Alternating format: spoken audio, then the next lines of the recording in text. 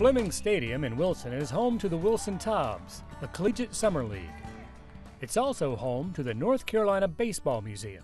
The idea is to preserve and also provide an education on baseball in North Carolina.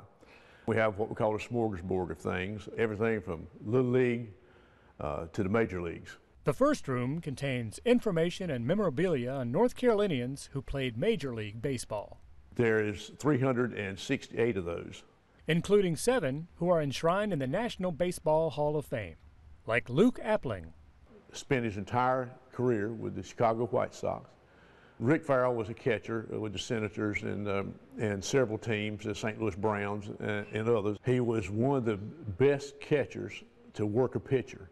He could settle a pitcher down. He could call a great game.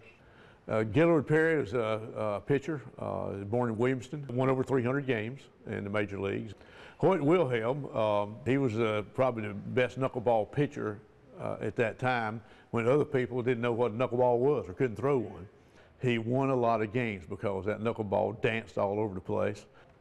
Catfish Hunter, most people probably remember him pitching in the World Series for the Yankees and the Oakland A's, but he was just an outstanding pitcher and pitched no-hitter. Was just a great representative of the game of baseball in North Carolina.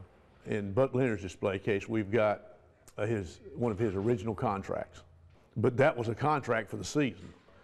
He played his entire career in the Negro Leagues, was referred to as the Black Lou Gehrig. Tells you what kind of hitter Buck Leonard was. I think his lifetime batting average was .349, somewhere in that neighborhood. He was just an all-star every year in the Negro Leagues. He was a great ball player. He was first baseman most of the time. And Enos Slaughter. Played with the Cardinals, the Yankees, and a couple other teams. As outstanding outfielder. He's well known for scoring from first base on a base hit to the outfield in a World Series game. On a routine base hit to the outfield, he never stopped at second or third and scored all the way from first base in the World Series. And that hasn't happened before and hasn't happened since. But here you'll also find memorabilia and photos of the hundreds of other North Carolinians from all corners of the state who played in the major leagues. The earliest player on record in the museum is Charlie Jones, who played on the Federalist League in 1893.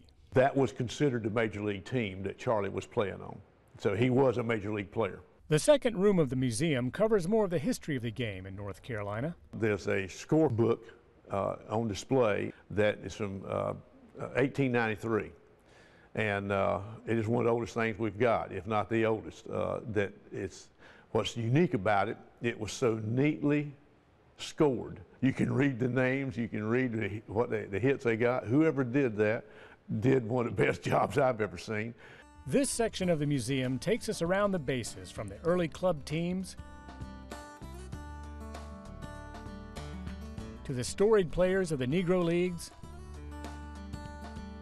to the Tar Heel women who played in the All-American Girls Professional Baseball League. You might just be surprised at what you'll discover here at the North Carolina Baseball Museum in Wilson. If you love baseball, this is the place to come. This is Derek Long for North Carolina Weekend. The North Carolina Baseball Museum is at historic Fleming Stadium at 300 Stadium Street in downtown Wilson. They're open Thursday through Saturday from 10 a.m. to 4 p.m. and Sundays from 1 to 5. For more information, give them a call at 252-296-3048 or go online to ncbaseballmuseum.com.